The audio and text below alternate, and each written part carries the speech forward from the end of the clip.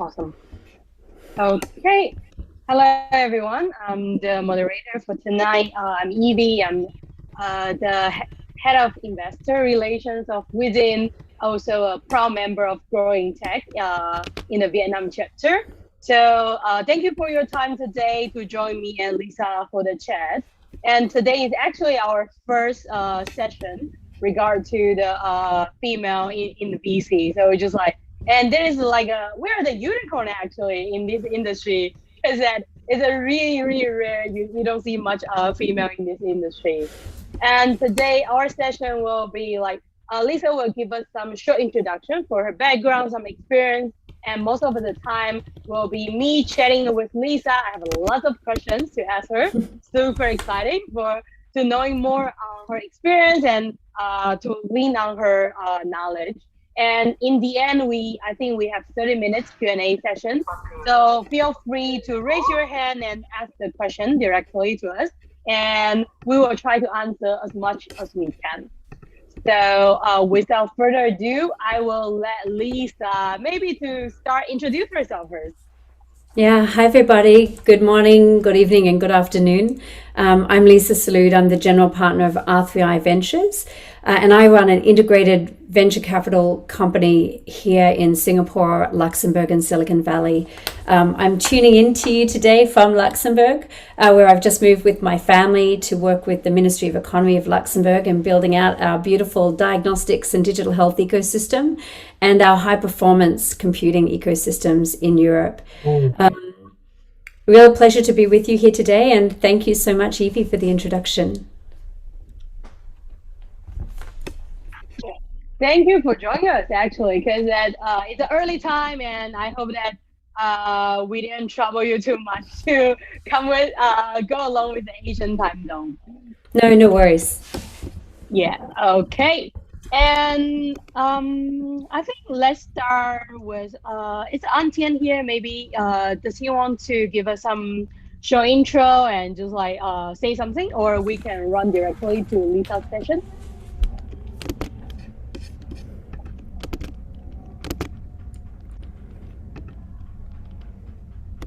Okay, cut no feedback. That's okay. Leesa, would you mind to just share the screen and you have to prepare a brief introduction for the PowerPoint and with the audience, and we can just start from there. Sure. Am I screening? No, I haven't. Okay, bear with me 1 second. Let's try again, shall we? Better? Yeah. Excellent. So maybe I can just give you some background on R3i. We have a vision as a team that we're literally saving the planet one startup at a time. I've spent 25 years as an entrepreneur. Actually started my career wanting to be a doctor in the third world. And so in my country, when I graduated, medicine went postgraduate. So I had to study something before I studied medicine. And I always thought that if a nurse had a great relationship with her patients, then she would be a better doctor. And so I became a palliative care nurse while I was studying nursing at university. During this time, nursing people in the last days of their lives, I learned some really important lessons, and I'll share those with you later. But I joined the army as a medic so that I could get my security experience so that I would be a great doctor in a third world. It's highly competitive to join Médecins Sans Frontières, and that was my mission. Post forward my life in the military, do I look like a soldier to you? Probably the most unusual looking soldier that you ever met.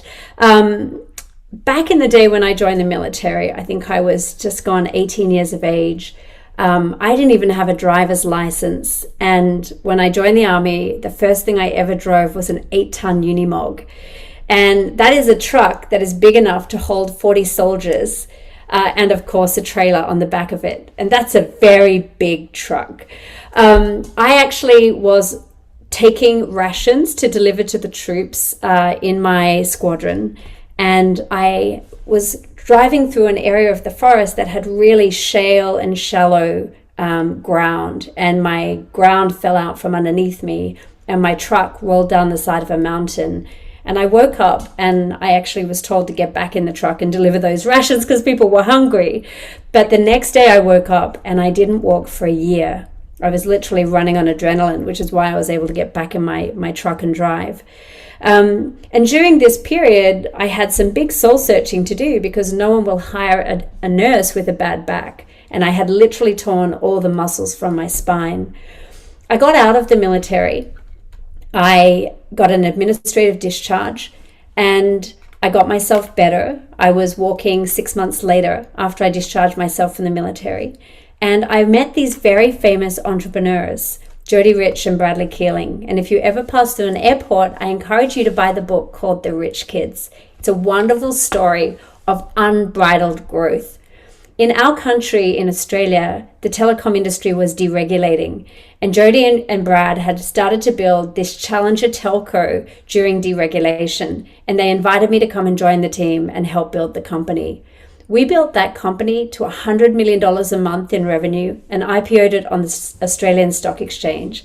At that time, I was about 20 years of age. Fast forward, I suddenly realized after getting off that journey that there were some really important lessons that I needed to learn. One was strong risk management and good governance. And the other point is it didn't matter how old you were or what you thought you could achieve, you could literally achieve anything you put your mind to. I was a 20-year-old kid running a $100 million a month business, managing a 150-seat call center with people from the ages of 17 all the way through to their late 60s. And I was really given a fantastic opportunity to know what I was made of. Now, I fast forward all these years later, I have taken companies cross-border. I have grown them from zero to hero. I've had 3 exits of my own. And in that time, what I really understood is that there was a necessity for people to sit on the founder's side of the table. As a founder who's raised capital, and you're probably out there raising capital yourself, it can be a very challenging road, and especially if you're a female. And so I wanted to share some of the background behind why I do what I do. I work very closely with the Australian government, the Australian landing pad, taking companies out of Australia and landing them into Asia. I do the same for the Canadian government, and I work deeply with Enterprise Singapore and the Ministry of Economy of Singapore. And during that time, I also learned some very important lessons. And one is that people who were meeting us on our diplomatic missions were not actually really there always to meet us. They were there to shake hands with the diplomats and get their selfies. And I would see these founders who'd come in and invested a lot of money for the diplomatic mission go home, and then nothing would happen. So we decided to address the missing middle, that arena between seed and Series A where all the government grants run out. And of course, venture capital is not really an option. And so we started to build R3i Ventures, like everybody does, one SPV at a time. And before you know it, being an advisor in the ecosystem and rolling up those SPVs, I suddenly realized that I had a portfolio worth millions of dollars, and I was really supporting some of the most incredible entrepreneurs in the world. But of course, the pro rata comes along and you want to top up, but at some point you've got a finite amount of capital. You can't do that alone.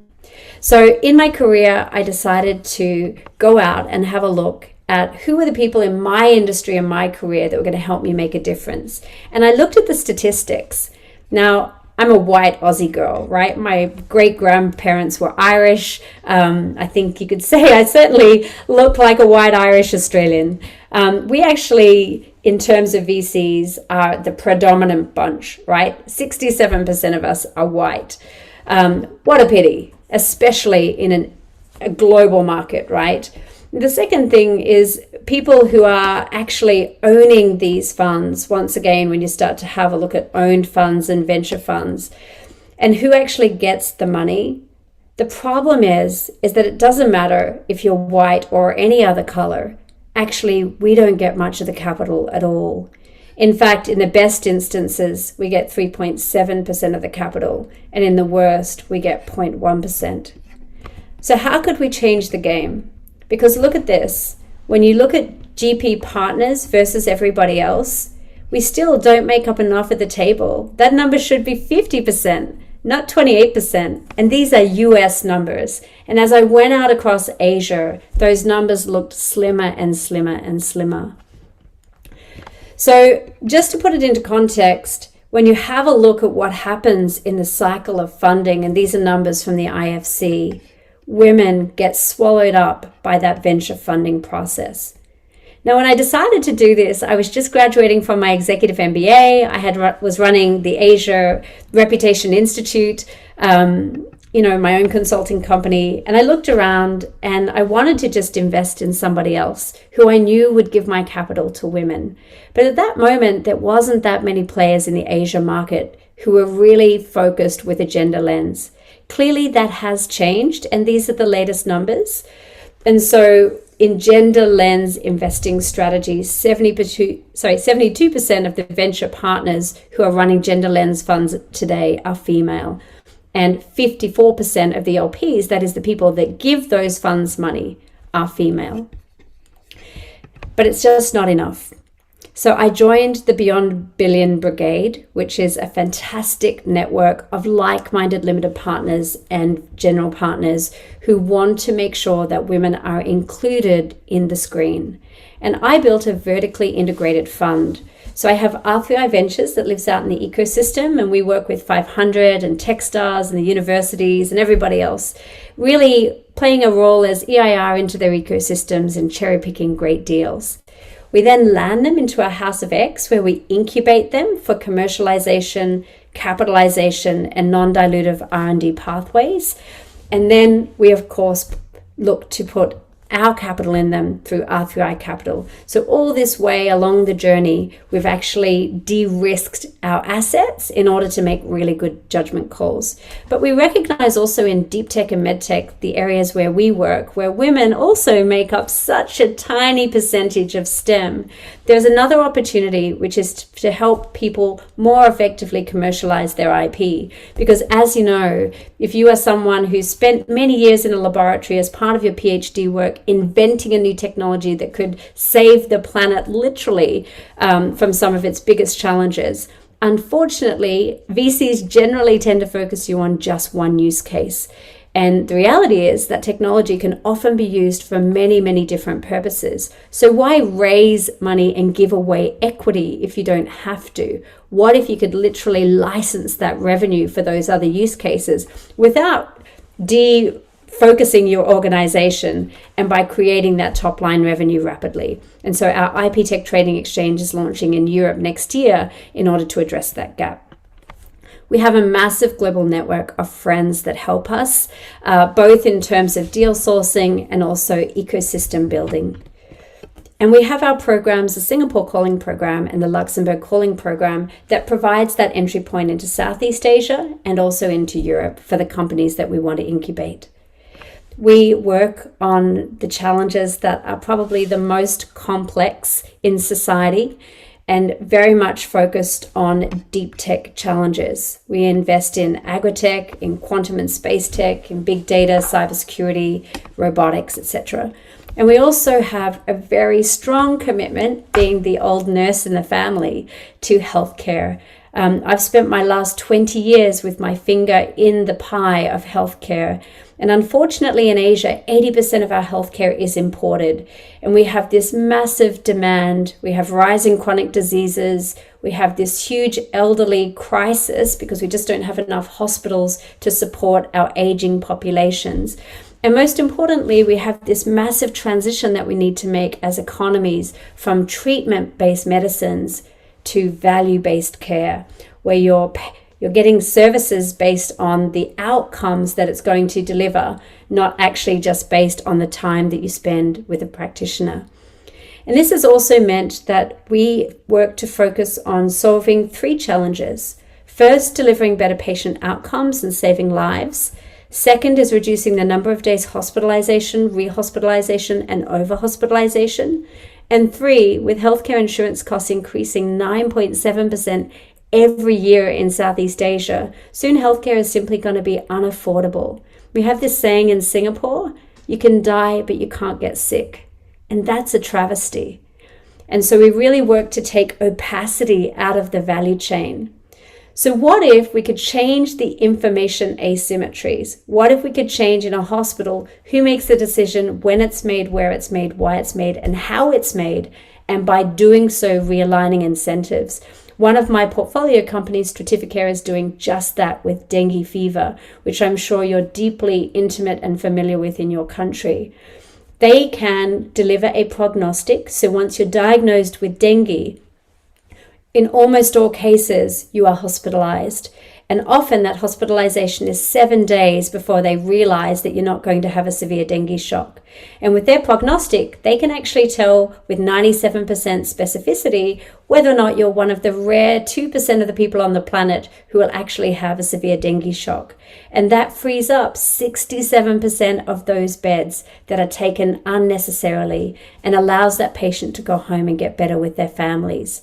It also means that that patient gets to save 1 month out of pocket expenditure because now they don't have to pay to be in hospital. And that's really important in this current moment of COVID-19 when nobody wants to go to a hospital if they don't have to. So this is a really important pillar for us, and one that we play an active role in working with the 87 different hospitals across Southeast Asia to help them make that transition to value-based care. Now, there's a few other things that we learned in our mission with the Beyond Billion organization, because this is a collective of venture capital funds globally that are here to fund you, right? First of all, there are other platforms out there that are also there to include you in their priority. And we recently became a partner of the not-for-profit She Loves Tech in Japan and Korea, because if there is any place in Asia where I need to change the paradigm for women being included in the money flows, it's in Korea and Japan. And I noticed this year that they were missing from our global competition, so we decided to make the difference. This is the beautiful team that I have built. As a palliative care nurse, I realized very early in life that it doesn't matter about that deal or how much money you won. What matters just as much is who you spend your time with.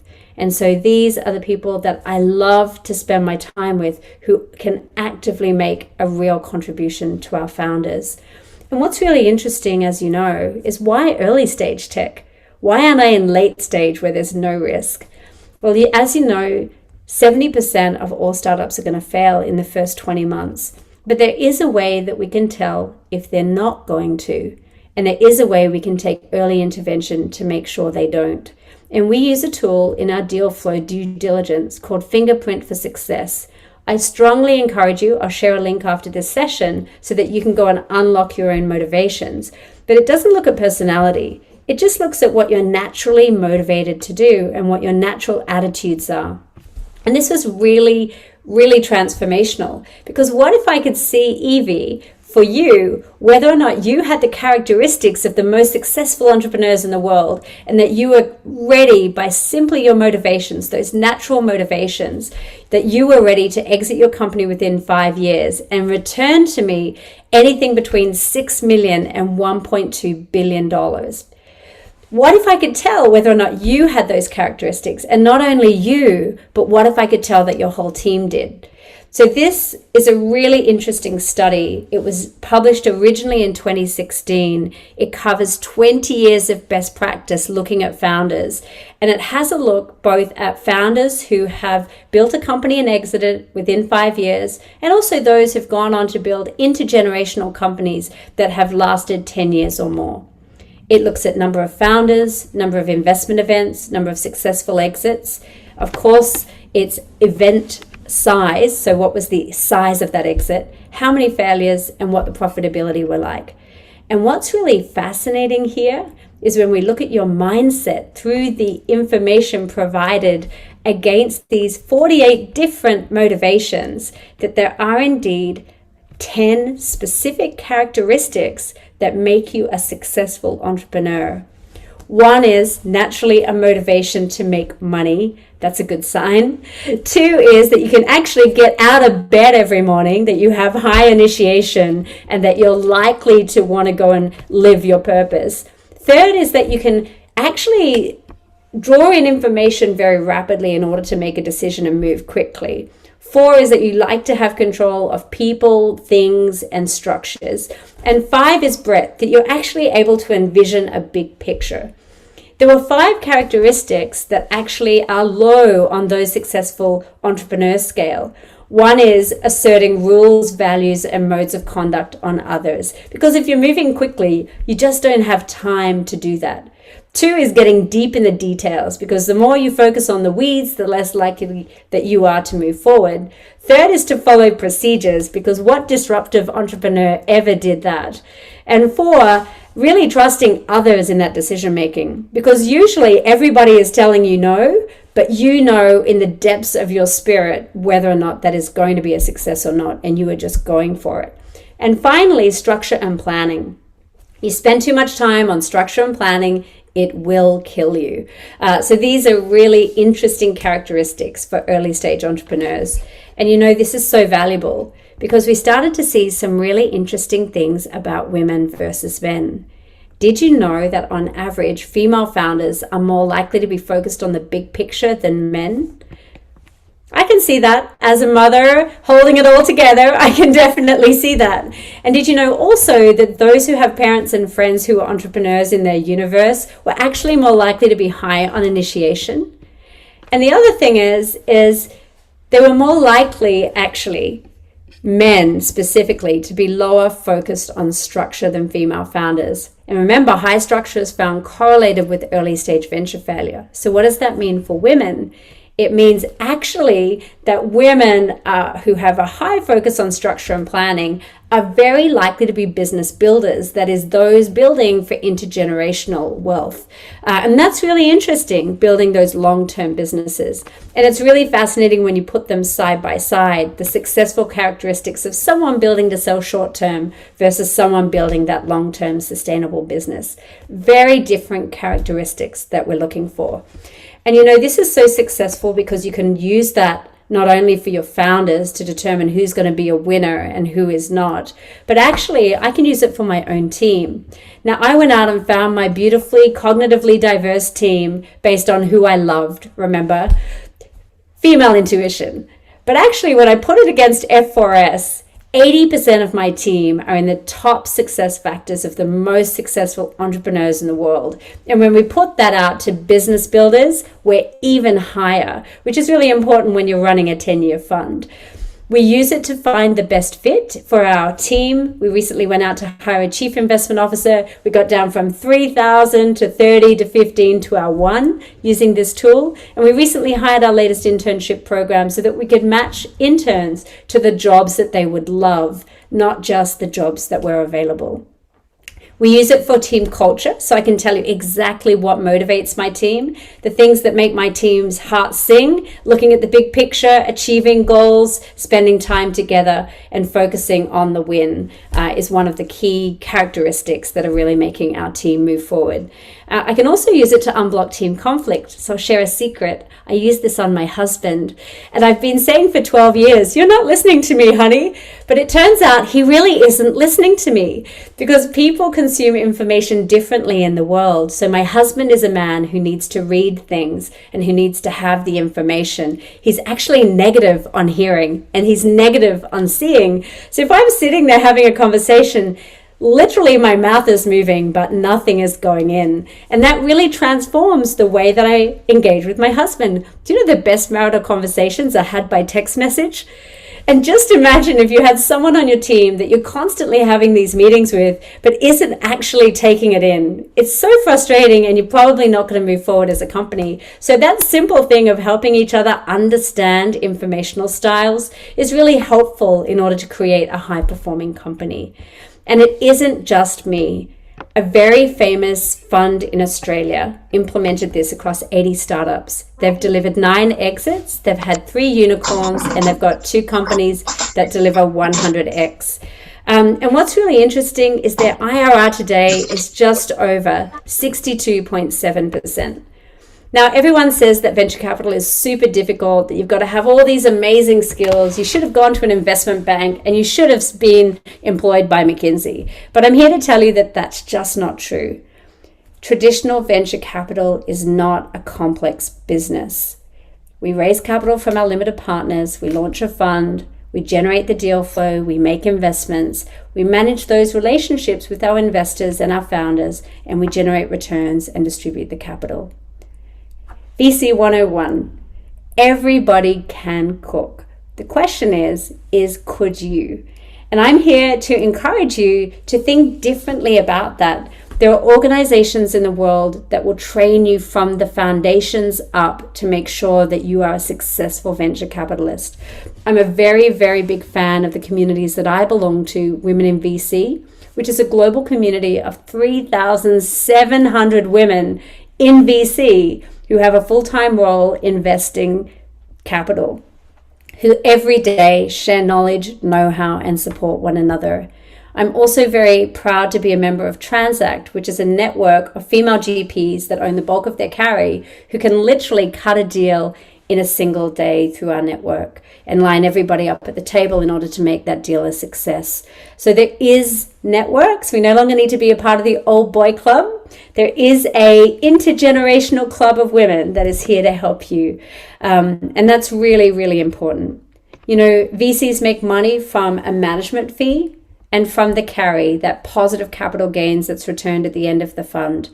It's not a complex business model. And these are the types of things that I've had the opportunity to invest in. I met Daniel, I am on the board of Runway, an accelerator in Australia. And Daniel invented a technology that can literally give us 70% less crop waste. And so far today, from the time he was just a tiny business with just a big idea about how he would change the world, he's now out there changing the world. This is 𝗃𝗃𝗃𝗃, the dengue company that I mentioned to you. This is a company that from its inherent moments has been literally transforming life to personalized medicine. I'm proud to say that they are now a $40 million valuation company coming up into their Series A, and we've garnered the support of Enterprise Singapore and the Asia Development Bank. And this is a company in Australia, room temperature powered quantum computing, where they provide 100x less energy than cryogenics. Data centers have a significant impact on climate change, and these guys could literally just help us to change the planet, not only high performance computing. And of course, for us, it's delivering a return.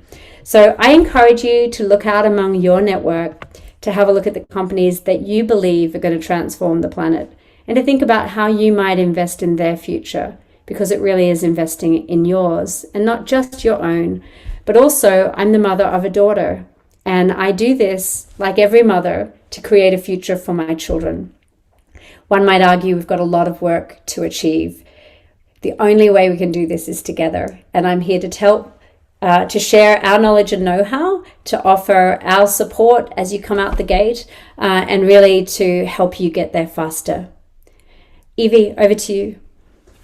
Thank you very much, Leesa. I was just like, you really get me have a goosebump for so many times, and with all the experience and information you've been sharing, it's just so amazing. It was just because by the time we chat, you actually keep it in the secret that you were in the military. I guess that is actually my first question: is that what got you to what is the reason why you want to go in the old boys club? Just that was actually the first one. Just okay, that is you can have a similar experience in a lot of different way, but you actually choose military the most hardcore and the most male dominant one. And is there any influence on you? I mean, in general, how you deal with the man in the table? Yeah, it's a great question.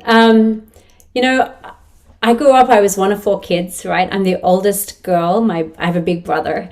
And he joined the Air Force. So I was definitely not joining the Air Force, right? Because, brothers and sisters, we're always in competition. And I joined the military in the Army because I thought there I would have the greatest opportunity to make an impact. And when I was at school, medical school had just started to be really expensive. And so if you did your time in the military, not only would you get the opportunity to go and have real experiences in high-risk countries that would let you put your skills to the test, actually the government would also provide you with the opportunity to work for them. So many people, when I was at university in that transition, wanted to go. It was 2 years full-time and 4 years part-time ready reserves. And, you know, we are post-war Australia, right? We all lived a very difficult time during that period, or our grandparents did, not us. And so we were given this great opportunity, and I wanted to give something back. And I think I've always been that person, that I always wanted to give something back ever since I was a little kid, right? And I think that this opportunity to be in an all-male dominated industry, I don't know, maybe the army was the first opportunity that I really got to experience that, because then I went out to be a woman in tech, and hey, I've always been the only woman in a room. And I'm really set out, and I have been set out for the last 25 years to change that. I should not be the only woman in the room, and I should not be the only woman at the table. And I work to bring women into my universe as frequently as possible.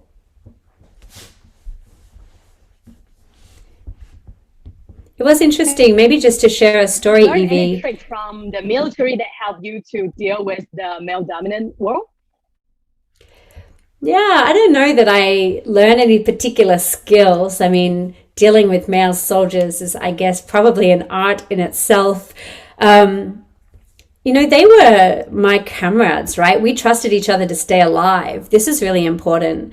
You know, literally, we had each other's back. And even today, you know, 20 years later, we still have each other's back. So I just think I never really saw gender. I always just saw contributors. And the question is how can we ensure that everyone in this team is able to make their contribution in the way that it helps and supports the objective? You know, I guess I'm mission-minded in that respect, and that's been a great asset to us. Yeah, I totally agree. I actually want to highlight, I'm not sure if our audience get it, is like your gender-free mindset. Because sometimes I notice that we actually post the frame for ourselves, right? It's like, okay, you're a girl, you should like pink, you like doll, you cannot do this, you cannot do that. And our society puts something on us, and then we live in the society that, so we kind of adapt into. But actually, it is something that it's just like a man-made, or you just like, you don't really need to follow any of them. And like you actually kind of like, okay, it doesn't exist in my universe and I'm happy with it. And that's what, I guess that's one of the key factors that make you so special, because that you don't actually get effective, so you don't find it an issue. So like, not saying that you need to deal with it then, okay? Yeah. That is all. But I think what changed, Evie, is that it had to become an issue, right? So I never, growing up or in the military or in my tech career, I never really saw gender per se as a downfall. I always saw it as an asset, right? We are uniquely women, and therefore women are from Venus and men are from Mars. That's a true story, right? We just bring a different perspective to the table. Look, I come from a pretty macho country, if you know my country, Australia, and especially having a big brother, right? We did have blue jobs and pink jobs when I was a kid. By the way, I never had Barbies. I had books, and you know, I didn't play princesses. I was a ninja when I was a kid, right? That's just how it goes. But I think what has changed in the last 10 years is that in order to achieve change, we have had to focus on gender. We absolutely have to include women at the table, and not women only for the competencies in terms of skills, but women just in the competencies of gender, because otherwise we just don't exist. When I was in my career, I had moved to the financial markets. I had had an experience where the company that I was working for had a product recall. And the ramifications of that were, I wished that I could change the flows of money so that that company was more responsible and would not have a product recall. And so how could I change the flows of capital? So I went to work with my friends at R3i in Switzerland, in order to create new rep risk indexes that would serve the financial markets so that they could see poorly behaving companies and not give them their money. And I did that later on with GMI ratings, and we created new forensic alpha models in Southeast Asia that would allow us to identify the fingerprints of fraud in companies, because I looked around and I saw so many Enron-esque characteristic companies. And it's really fascinating when you come looking at it from a data side. And that's why I'm so much a fan of Fingerprint for Success. It's a people analytics tool. In the first screen, I'm not looking at gender. I'm just looking at your motivations. It doesn't matter what race you are, what color you are, what sex you are. I'm just looking at core motivations. And when I have that, I can architect a wholesome team. Once again, there's still no lens yet. And only after I have all the different options that I could put into the bucket, then I need to make sure that I have the appropriate cultural diversity, the diversity on gender, etc. And most importantly, many times in companies, skills, because quite often we have these boards backed with bankers, consultants, and lawyers, but not actually anyone who has any domain knowledge or has any representation of its customer base on its board. So I've been involved since I can remember in Women on Boards, in the 30% Club. I've been trying to change it from the inside out. I'm not sure the quotas are the answer. We've certainly seen where quotas make a difference. But what I also see in Asia is that we haven't been making as much progress as we could be. And I fundamentally believe that's because we need to change the flows of capital. And I'm happy to be one of the many players in that ecosystem working to that agenda. Got it. I totally agree. I think in Asia, that is still a less an issue because as you mentioned from the deck, right? Because the supply, actually, the talent is not that many. So that's why it's a bit tricky to get it land in the more senior level. But other than that, do you see any challenge from having more women in the board in Asia, I mean? I definitely do, because many Asian companies are family-owned companies. And so it's based on family generational changes as to who's going to sit on those boards. We talk about private boards, not only listed boards, right? But even on listed boards, I teach at the Singapore Institute of Directors on occasion, and I'm pleased to say that the gender diversity of those classrooms is changing because the next generation is now coming to the fore, and the next generation is very female. And that's really exciting, I think, for the families in Asia. But, you know, Asia does also have a reference to age. So having a young director at the table is also not particularly standard. In my career, I was a director when I was 22. I had a very unique career because of that. And I think this understanding, you know, within family businesses of including everybody at the table, I think this is certainly on everybody's conversation points. People are acknowledging that they should work with the resources that they have. They should keep it in the family. And there's so many fantastic women stepping up to the charge. Definitely. Actually, when you share that you were the manager of the call center, right? So you manage a huge team there. And I guess that is kind of like a super cool opportunity to any young female who want to actually get into a business world and want to learn. But actually, lots of time, especially Asian women, we kind of have a self-doubt. Can I actually, you know, do that? Or just like, is it really, am I capable? Did you experience that, or you have a different mindset back then? No, look, I'm a woman. I'm from Australia, right? We're the lucky country and everything is possible. As long as you put the work in, everything is possible. Even when I lived in Europe, which is a very old patriarchal society, much like many Asian characteristic societies, I never saw the hierarchy. I never saw any of the patriarchy because I'm so egalitarian from my background in Australia that I really didn't see it as a constraint. But look, it's fair to say that women have a natural bias. Unless we're 100% perfect, we're not going out the door, right? We look at that job description and there's studies around this that says unless she's 100% qualified, she's not applying. But then the guy who was 60% 60% qualified applies and he gets the job, and the woman leaves the company because she's so disappointed. This is quite characteristic. And I have to confess, when I first went out in venture, the first thing I did was ring Henry Wong, one of my oldest friends. He is my trusted advisor. I thought that I had to have the older Silicon Valley guy standing beside me. And it was really interesting when I went out to hunt for my chief investment officer. Everyone said, why do you keep asking all these old guys for permission? Just go for it.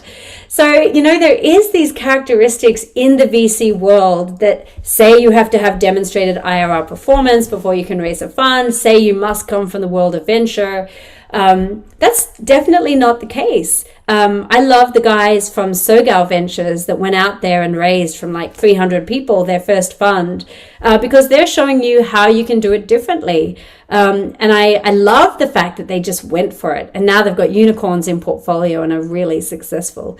So I strongly believe, Evie, that anyone can cook, and the only constraints that truly exist are those that we invent in our own mind. Definitely. I totally agree.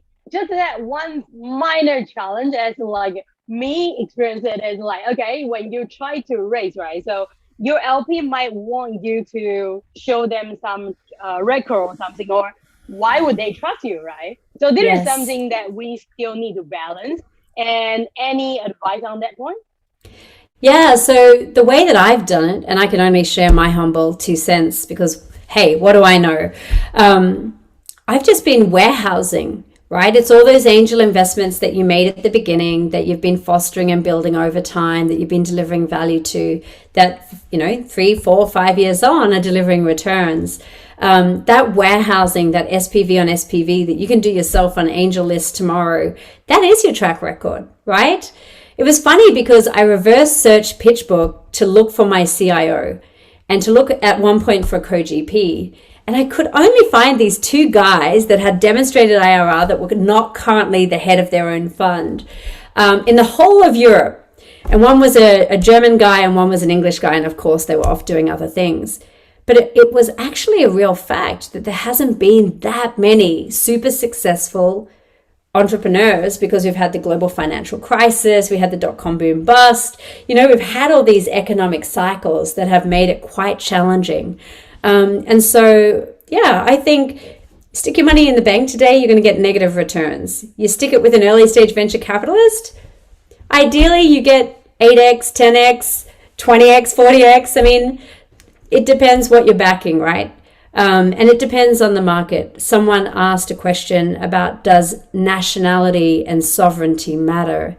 It really does matter. We do have to take sovereign risk into account when you make an investment decision, right? You've got country risk, you've got industry risk, and you've got company risk, and then you've got product risk, and then you've got team risk, if you just break it all down. And country risk is almost the first exclusive or inclusive factor, because your mandate says where you can invest. And so if it says that I can invest in Asia, but you want me to cut the check into a specific country that has high sovereign risk, it might be quite challenging for me. And so all of our checks, for example, are cut into Singapore because it's a good, reasonable sovereign risk country. So where you start your fundraising does matter. And we also believe where your substance is does matter, because pointless raising in Asia if you've got no presence or no customers there, right? You need to be able to show substance, and everyone is going to ask where your substance is. We actually source our companies globally, but we look to cut a check in Singapore, in Luxembourg, or Silicon Valley. And that's a factor somewhat of sovereign risk, but not really. It's just a factor of keeping things reasonably simplified so we can keep the transaction cost down as much as it is, taking into consideration that sovereign risk. Definitely. I think that the key, I'll summarize it in one point, like put your money in first. Because I think that with anyone who wants to be an investor, or in the long run who want to have their own fund, actually track record does matter. So just like even that you just put 5,000, that in there, but your name list on their cap table, then that is like the true record you invest in, and just like that is your portfolio company, right? Because that when you said it, you just analyze it and you build a beautiful deck, as I did as a consultant, but it doesn't work. It doesn't matter because you never really put your money in. So start from their SPV or syndicate. That will really help them to build their track record in the long run. Then with a certain amount, they can start like raising their own fund generally.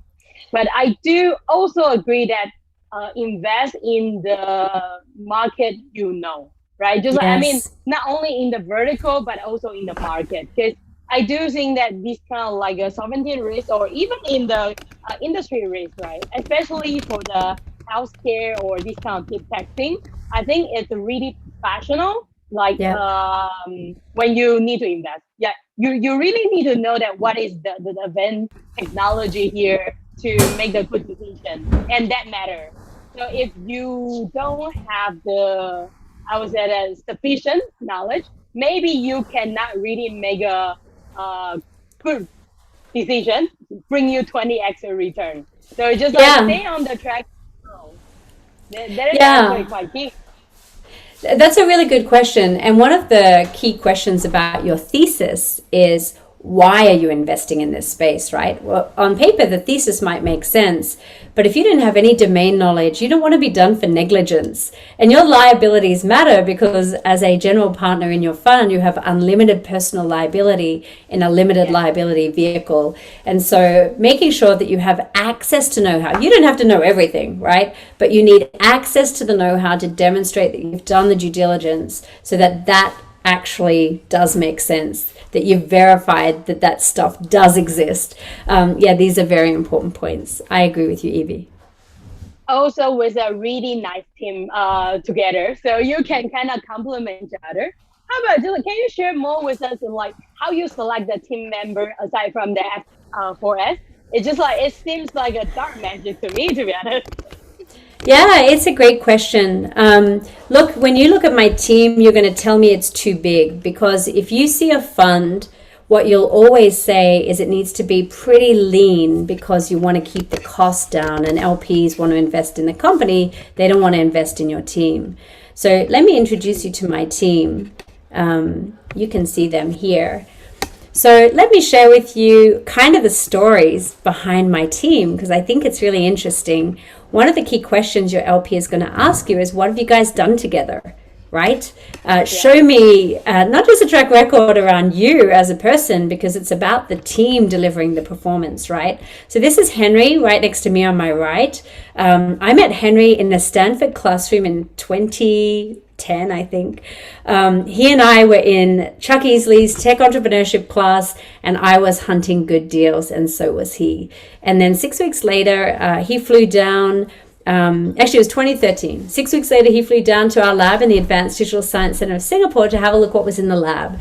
And our friendship sparked there, and we've been good friends ever since. He's been giving me tough love for the last 8 years. And I really need that, right? I don't want to screw it up, and I want to do the best that I can with my team. So I need people who are going to guide me and give me the hard feedback and make sure we're all headed in the right direction. Annie Liu, the beautiful woman in the middle, is our Chief People Officer. She was the one that introduced me to Fingerprint for success, not only to unlock my team's motivations and to make good investment decisions on teams, but also to unlock my own motivations and to understand how my characteristics as a leader would influence and motivate my team or not, right? And this is really important. Peter is the king of IP brand protection and anti-counterfeit, and he and I met a couple of years ago, and we've been best mates ever since, cutting deals together.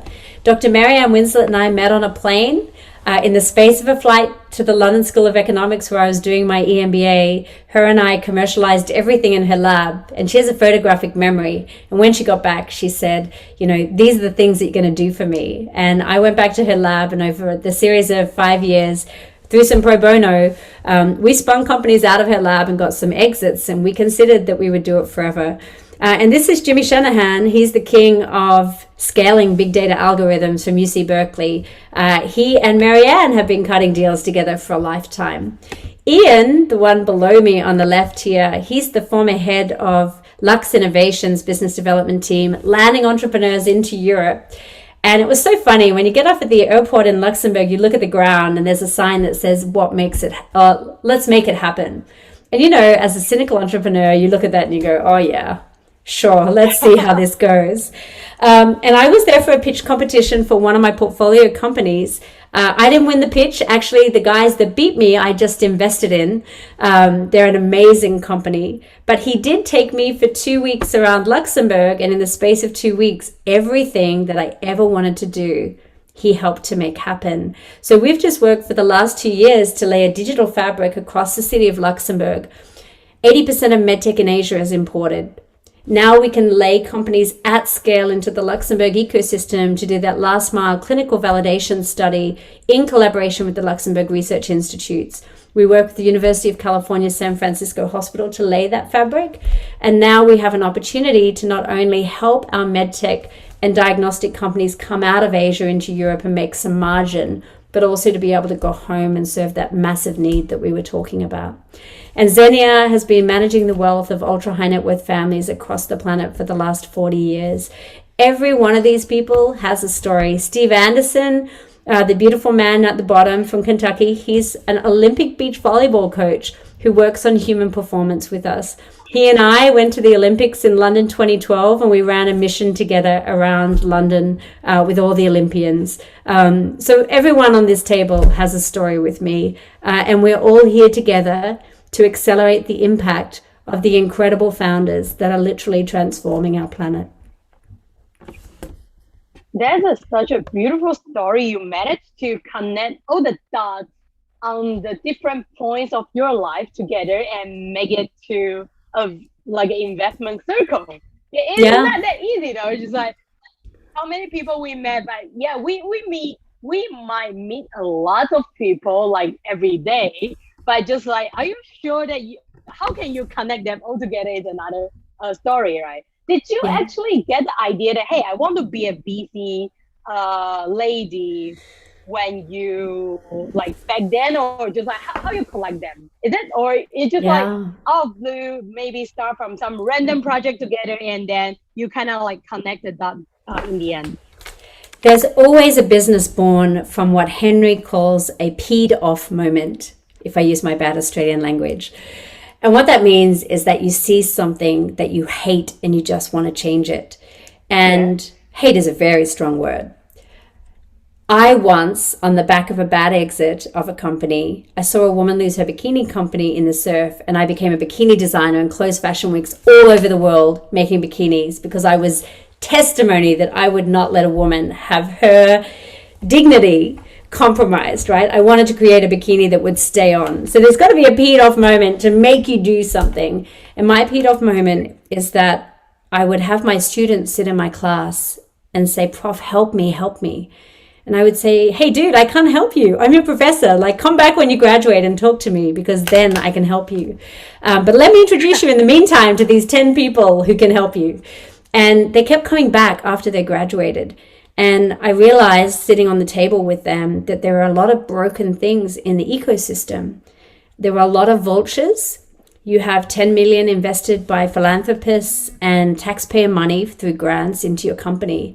And you walk out the door and some accelerator is offering you a $1 million valuation so they can take the 10%. That really makes me angry. That's taxpayer money, number one. It's foundation money, number two. And those founders are never getting that valuation back, right? That IP is all they're going to have. This is it. And you just valued that at 1 million. And so I saw this gross destruction of value.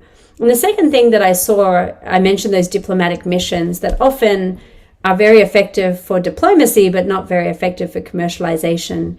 And then the third thing is I so often saw in a typical seed investor portfolio, everyone in their portfolio strategy assumes 98% are going to fail. So 98% are not going to get the top up, right? They're going to starve in the portfolio. And I saw so many starving founders. And I just wanted to change that, and my team wanted to change that. And also, we wanted to accelerate that impact, right? Because here's a technology, for example, that can trap 90% of the sun's heat in a box and deliver it on demand, anytime, anywhere, at a really cheap price. How can that not be in the hands of every community owner? These are really important technologies and inventions, and we want to make sure they get to see the light of day, but not at the bequest of, giving away 80% of their company as they do it. Yeah, I totally agree. Because recently I have been reviewing some like a life science related deal, and you see that actually there are lots of, actually not only for life science, but lots of like ESG related deal. They're super meaningful, right? But sometimes it's not really a VC type of deal. They might not really deliver this kind of like outcome VC wanted, or they don't know even how to present themselves. But it doesn't mean that what they do mean nothing, right? Yes. So it comes to the question is like, how would you you propose the IPX, this kind of like a platform for them to source the money, the capital they needed in as an alternative. Can you introduce more on that and how those founders can do without losing their share on the company? Yeah, so we've just launched our IPX consortium. And so we're inviting founders and corporations and IP creators to join us on that journey. We believe that there needs to be a platform, and there are plenty of those platforms around in the world, just not ones that generate what we're looking to achieve, where the actual process is friction-free, where it's not middlemen taking out all of the value, driving up the cost of the transaction. And where between you and I, let's just say I've created a heart failure prediction technology that can save people 6 days in advance before they have a heart failure. And you are a insurer that would love to have that for your life insurance patients. But I'm a researcher. I live in my lab. I'm not here to build a company. I'm here to keep doing more and more transformational research. This is a platform where people can go and have access to those IPs and commercialize them in their own context. So we are really enthusiastic about building this community. I'm here in Luxembourg to launch that community here in Europe for a global network of IP creators. And yeah, we invite you to join us on the journey. If you go to our website, R3iventures.com, you can find the link there. Awesome. Thank you very much. I totally agree that because I have like a little academic background back then, and so that we wrote a lot of report or thesis or whatever fancy tag, and it just end up become one of the file in our hard drive. Right? Sometimes actually there are tons of things are super valuable, but you cannot monetize them. And I think even for those people, they might never thought about actually can monetize one of my research work. So this is actually quite meaningful. I would say that it's very freeing to save a lot of energy for the work, because that people don't need to duplicate whatever work has been done, and they can actually stand on the giant's shoulder. This is something that's super cool, and we are super excited for it. Okay, so I think we don't have much time left, but I actually personally like to ask the last question to you before we come into the QA session, right? So, what do you see as a female, to be a successful VC investor, female investor? Is what are the key traits you see? Super core and just a decisive. And secondly, is that what else except from the attitude matter? Does a degree matter? I see you have a really nice MBA degree there, and you have a lots of really experience, cool experience as a professor, as a director, a high level manager. Does it really matter, or just It's a great question. I guess it depends is always the answer. And it depends on what kind of VC do you want to be. So if you want to be a VC that simply cuts a check and is passive and just lets the company go along and you turn up to the board meetings and that's it, then And maybe you just need the financial know-how and acumen, right? Yeah. Because you can always buy in the due diligence. You can always buy in the oversight, the fund operations piece. One of the best investors that I know who's just absolutely amazing is Carmen Chan. And she just came out she runs 𝗃𝗧𝗹𝗃𝗃. She was having her babies with a very, very small team of analysts. And she's been in the top prequin like for the last, I don't know how many years. She's the most amazing female VC I know. And her world into VC was as an operator. So she built and sold a successful e-commerce company. And then her thesis was always on the back of these digitally scalable companies. I'm an operator. I've built and scaled companies, tech companies. That's definitely my thesis, right? Foundation is that I'm able to identify technologies that I know are going to be able to do what they say on the tin and translate into value. And I know how to build and scale the company to get it to that value. So I'm a really hands-on VC. I don't want to just cut a check. I want to be there in your hardest moments, and I want to pick you off the floor and help point you back in the right direction and put the people around you that are going to get you to where you want to go. And so it really depends on what kind of VC you want to be and how much time, money, effort, passion you want to put into the task. And it also depends what kind of platform you want to be, right? Do you want to be an early stage venture capitalist? That is where it's a largely illiquid asset. The company might be still looking for its MVP. Or do you want to be someone who comes when the money train has turned on and just help them grow and scale even bigger? You really have to think about what stage of the company journey you want to make a contribution to. And I think matching yourself and your company and team's DNA with that is really important. We keep asking ourselves the hard questions, right? Where do we want to be investing? In order to make sure that we can be committed to that thesis for the next 10 years, because this is a 10-year journey, and this is really important to understand. Definitely. I think it's super key that you find your position first, right? Just like lots of time that we find the opportunity come to us, and then we just make the handy decision. Okay, it's here, and I do it. But sometimes you don't do it with a proper thinking that, did I think it through? Like, is it really something for me? And sometimes you realize that you're stuck in the midpoint without knowing it. But actually, VC is still, like a male dominant world, and female are rarely give the opportunity to join. And sometimes I thought if you want to join, you might need some network, you might need some fancy degree. Is it like necessary in your opinion, or what is the best way for any our audience who want to join VC as a position at the moment? Start from the bottom. It's a great question. There are people becoming VCs every day. They go out, they create an angel list account, they build a syndicate, and they put great deals that they're able to find from their network on the platform, and they syndicate. And they do that time and time and time again. And they didn't come from the best school. They didn't have the fanciest degree. They may not even have had much work experience, but they were really good at identifying the deals that they thought the market needed. And matching the need of the market with your solution is the trait of every entrepreneur, right? So I'm not going to say that having a fancy degree doesn't help. It depends what country you live in. And in my understanding, people are pretty lazy in general.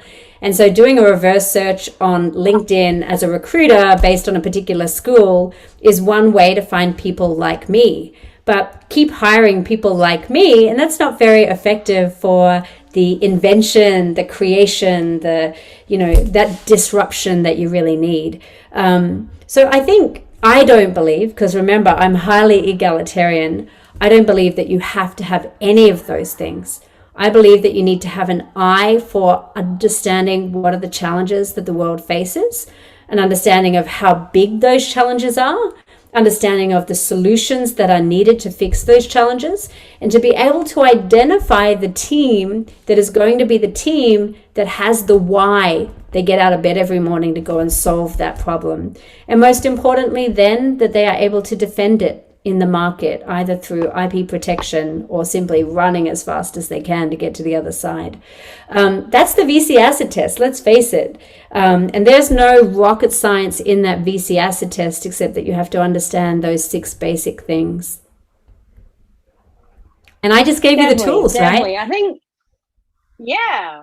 And I think the key is that actually follow with our chat earlier, right? You need to think through a lot of things. Because when we invest on deal, we actually ask a lot of questions to test the founder if they actually think it through all the detail. Because we want to know that our money is in the good hand, right?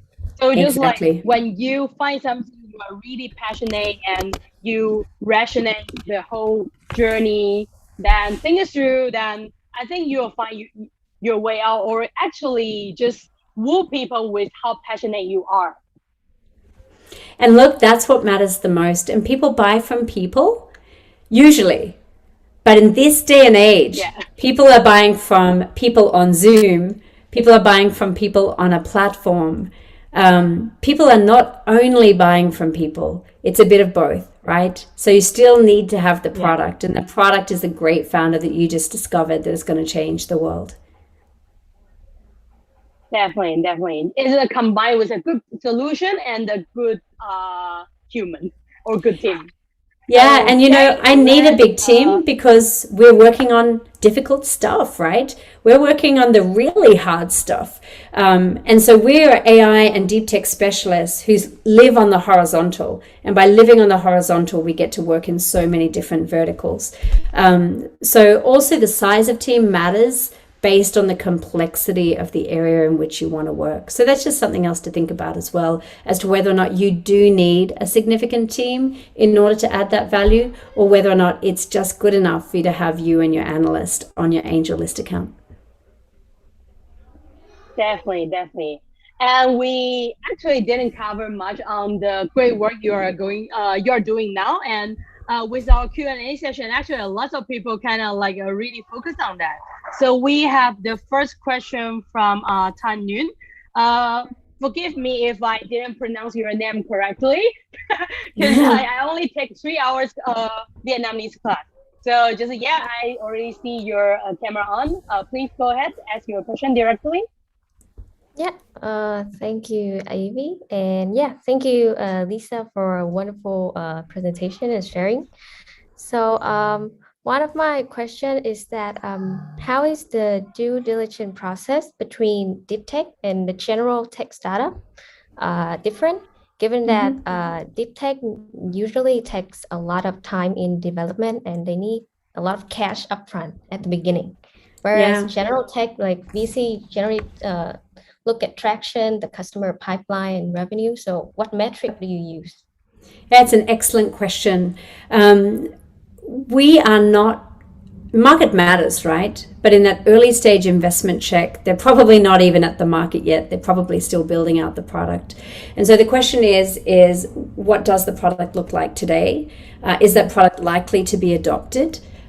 Is there any proof that it's likely to be adopted? Does it do what it says on the tin? Is there a proof of value? And what we're also looking at is, does the team reflect the team that is needed to finish building this product, to harden this product as you scale it out across 8 markets or more? So we are looking at scalability in the broader term, but we are also looking at is whether or not that really is a product that can do that. And the other thing we look at, and this is a very simple proxy just when we're screening at the upfront, is this oxygen, aspirin, or jewelry, right? As you know, specifically in hardware, quite often one architecture is going to win and own them or rule them all. And so when we think about hardware architecture, the question is what is the likelihood that this is going to become the standard? And obviously we do a lot of deep tech research in our ecosystem to understand what kind of take up this thing is going to get, and also based on the proof points that it has today. So when you say see if the product, the solution actually work, do you mean that the executive team, the one that do due diligence, need to have expertise in technology? Do you need to be an expert on that? Or if you don't want to get done for negligence, you would certainly want someone who is technically proficient to evaluate the technology. And you can hire that in, right? A lot of people spend roughly between gosh, anything from $35,000 to $75,000 a transaction just to make sure that technology is what it is. I know a particular company, and I won't say which one, which said that it had all of these patents approved, that it was this fantastic robotic device and it did this, this, and this. And of course, when you get under the hood, none of those things exist. So as investors, we have to be absolutely sure that the product is what it says on the tin, that it has the likelihood to do what it says on the tin, even if it's not yet proven. And it depends, remember, which stage you're investing in. Am I a seed investor? Am I a pre-seed investor where the product might not even exist yet? Or am I a late stage investor? All those things matter. But you asked me what's the difference between general tech and deep tech. I would imagine in general tech, our good friends on that side of the table are not doing much of that work. They're more focused on the market and understanding whether or not this company is going to be able to get traction in the new markets that it says it has its eyes on, and whether or not it has the networks into those markets to be able to get those tractions quickly, or it has the growth tracking skills in order to get there quickly, etc. So I think it's the difference between market as a priority and the product as a priority. But just remember, team always wins. That's the most important point for us. Great. Thanks for your sharing. Sure. Thanks for asking. Okay. Next, we have Phúc. Yeah, some questions for you, Leesa. Hi, Phúc. How you doing? Oh, you're on mute.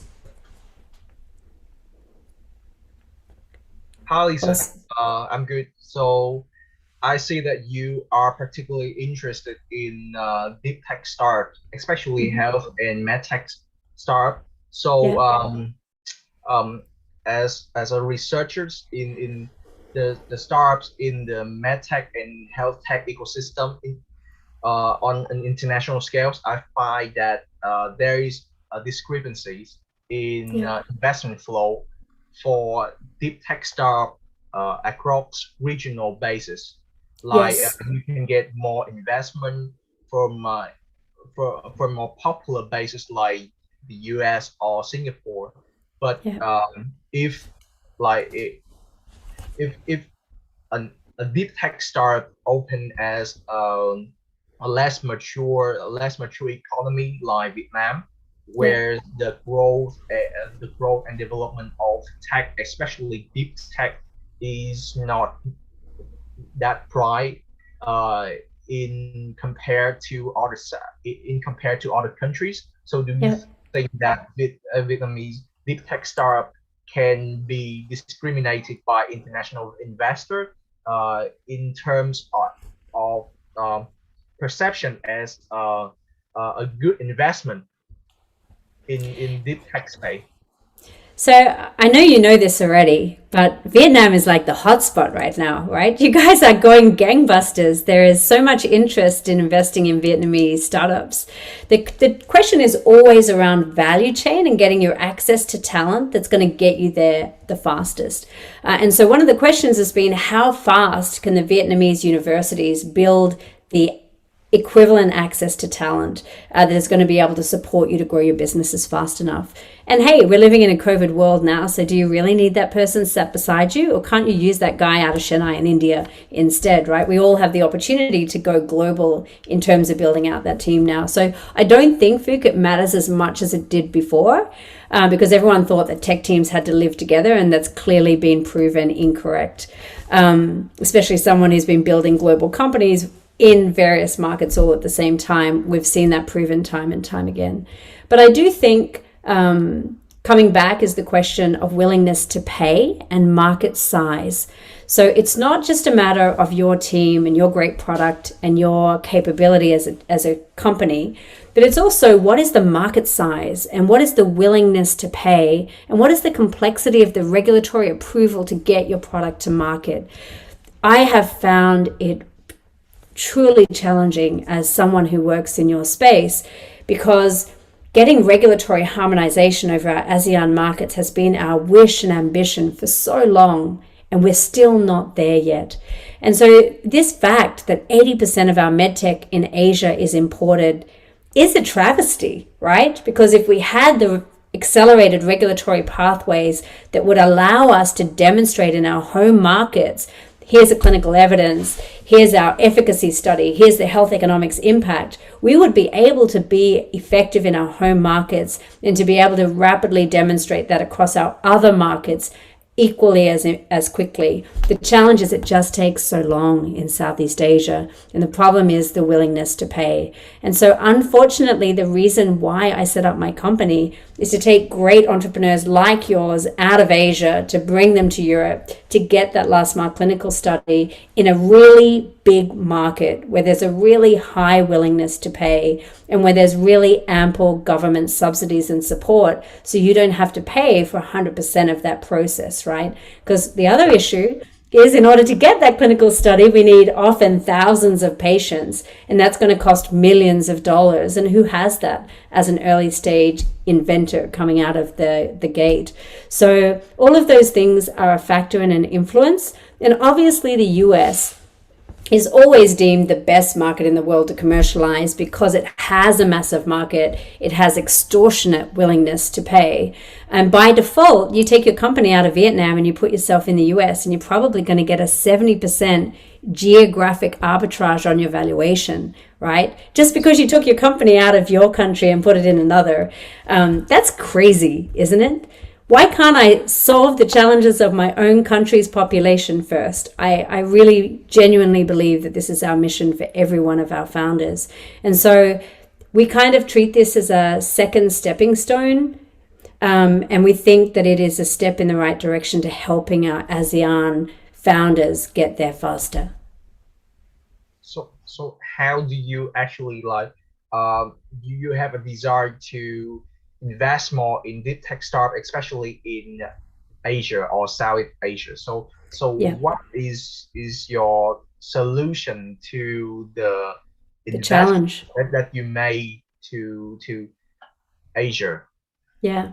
So the first is that we have to take you out of Vietnam, because I have to live to my mandate. Remember, every investor has a mandate that tells them what they can by the limited partners invest in. So our mandate says we have to invest that check in Singapore. There are other investors like our fabulous friends at Gobi and Vickers Ventures and Monks Hill who can invest all over Southeast Asia. Even our friends at Pegasus Tech Ventures, I think, are really strong in Vietnam. These are all fantastic deep tech venture companies that can actually cut a check in your home heartland without actually having to take you out of the country. So finding the investor that matches you is really important, both in terms of their mandate, but also in terms of the chemistry, charisma, and their activism, whether or not they really are going to roll their sleeves up. A friend of mine says, oh my goodness, we're sleeves up capital. Sometimes you want that. Sometimes you don't want anyone to roll their sleeves up in your company, right? So it's up to you what you really need and to find those investors that match you.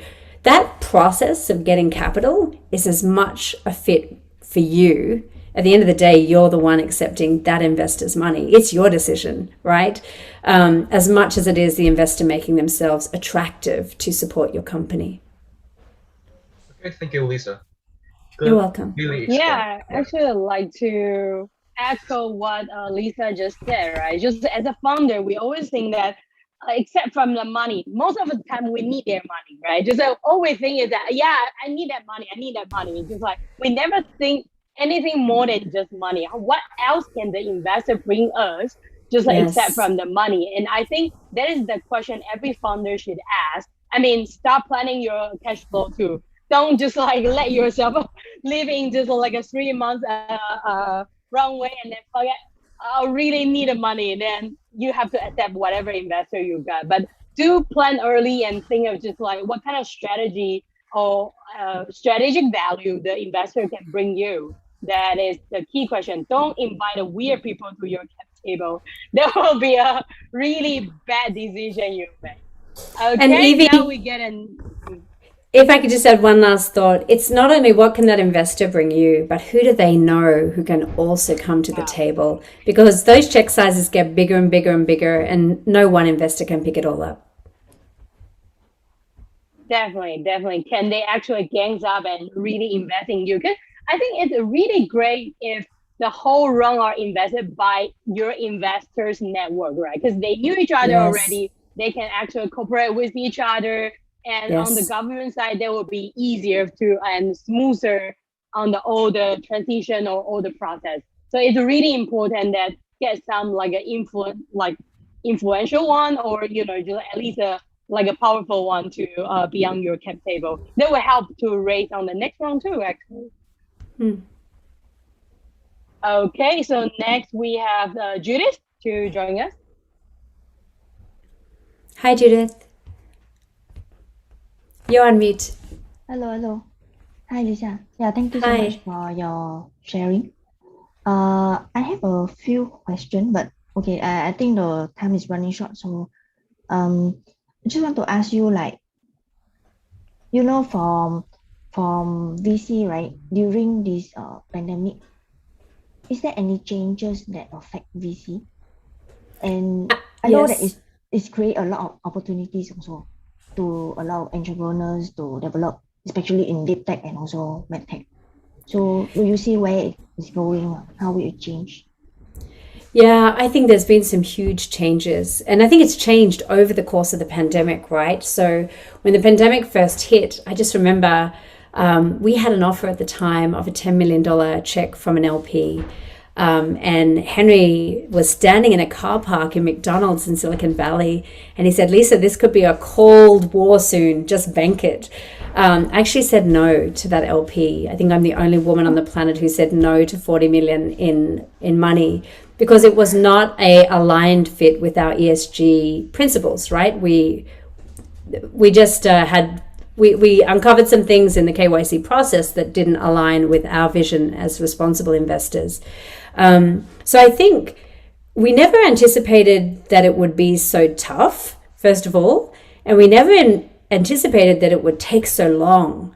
And so VCs have become really good friends in this crisis, even if you were competing against one another for deals, because no one had enough in their portfolio kind of reserves to keep those companies alive all by themselves. So you needed to get everybody else at the table to be willing to support them as well. And second is at the beginning, families went long. Our LPs went long on their strategy. So deep tech became really exciting, and general tech became very unexciting because the market was disappearing, right? Right before their eyes. And then the second thing is as the pandemic has gone along, ESG suddenly became a massive flavor because we realized it wasn't going to go away really quickly. And so as a long-term responsible investor, all of a sudden I was surrounded by these people who didn't even know what ESG meant, but now they had this big ESG fund and were out there marketing it, to the cows come home, and we're raising money. And it was really interesting because they had no credentials as ESG investors. They probably didn't know how to evaluate the companies effectively for ESG. They probably didn't even have a policy for ESG. And so all of a sudden we were surrounded by competition, which we didn't anticipate. And then I think the third thing is that once again, we're kind of getting back to some level of normality. I can walk down the street here in Luxembourg and I just have a mask that most people wear on their arm, and they put it on as they go into the building, right? So it's a very different climate to being stuck in my apartment in Singapore for the last 2 years with two kids under the age of 6 years old. It's a very different life here. And I think as people have started living with the pandemic, and the banks are not giving the return, people have had to relook at how they diversify geographically, by industry domain, and by asset class. And so I think that has opened up a wealth of opportunity for early stage venture. There's no question. Something like a 30% increase in female-led venture capital firms in the last 2 years, which is fantastic to see. And I think, lastly, I think the conversations have changed because the next gen have really become very active in the family conversations, because they have a strong view of what the future should look like, and they have a strong view as to where their family's money should go. So I think that has also changed in a very positive way. Okay. How about you, Judith? What have you seen on your side in Vietnam? How have things changed for you in your ecosystem? Actually, I'm in Singapore as well. Oh, you're in Singapore? Yes. Yeah. So you were living my dream. Yeah, so right now Singapore strategy is to live with the COVID. Yes. Yeah, so I think they will try to create a new norm now that we have Yes. to live with it and just take it as a normal flu, I guess. Yeah, but I think it will affect a lot of like a lot of solution. A lot of people will try to give solution to deal with this new norm lah. This is what I think it will Yes. be. Yeah, like new vaccine or because new variant keep coming out, right? Yes. Yeah, Then it's true. then maybe like even those opportunities like you can have those appliances to take care of your temperatures or install in the Yes. malls and all this. Yeah. So I think it's a lot of opportunities because of this COVID. Yeah. I definitely see that. And Singapore is a leader, right, in smart cities. There's no one better to start on that journey. And in Vietnam in particular, you guys have a unique opportunity, right? You have such a young population. And so the Yes. opportunity to harness these great new ideas and bring them to the fore with the enormous amounts of government capital that suddenly became available that were never available to us before. So we used to say, in VC, oh, if you're building for government grants, I think you're in the wrong business. You should be building for your customer. But when you've got $6 billion available for quantum computing in a country, you'd be crazy if you weren't building for grants, right? Because never has there been such incredible amounts of non-dilutive capital available to our founders. And that's also why I'm in Luxembourg. There is 80 billion committed to deep tech venture capital opportunities in this ecosystem, right? The EIF are committing 1/3 of their funds in the ecosystem to VC. I mean, this is really, really exciting opportunities for us. And so, yeah, I think it's exciting to see that taxpayer money is being invested in the new invention and creation of solutions for the future. Yeah, thank you. But actually, now that you say about deep tech, right? I have one concern is like deep tech, from what I know, it takes a very long time for you to do the research and actually Yes. come out with the result. So Yes. does it actually, how does it fit in your 10 years life cycle of the funds? Because does it have like very hard for you to actually wait for the result, right? Yeah, that's an excellent question. Well, first of all, I have to confess, Judith, I'm not backing pre-seed companies on the most part. We are backing pre-Series A companies that already have some level of clinical evidence or efficacy in their product, in their market. Different if I was out there backing pre-seed, right? So I'm cheating a little bit because I only have a short window. And then the second thing is, I agree with you. I wanted to open an evergreen fund because I believe that deep tech needs evergreen. And in fact, in Asia, there's hardly any evergreen funds at all. It's very uncommon to see an evergreen fund. But I believe in the true sense of deep tech, the best funds to support deep tech are evergreen. And I'm sure you'll see in our future an evergreen fund on the horizon. In the meantime, all I have to do is to be satisfied with a Series B style exit in order to get out the gate and give the money back in the time frame that we have to. Actually, it makes more sense to me to do it at least for now lah. Yeah. I have two choices. I can exit the stock on the B exit, right, which is typically the time it takes, or I can raise a growth fund and I can continue to invest in my founders as they go through. The beautiful thing about many deep techs is their IP creation machines. So they are often, like Nationality is a beautiful company that we love in Asia.